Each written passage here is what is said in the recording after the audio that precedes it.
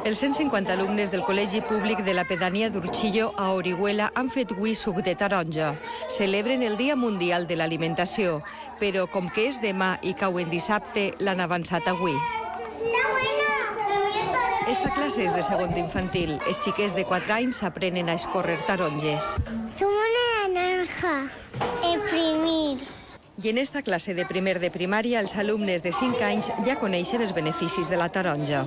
Si no me lo tomaría no tenía vitaminas y me lo tengo que beber para tomarme vitaminas. Para que no nos pongamos malitos.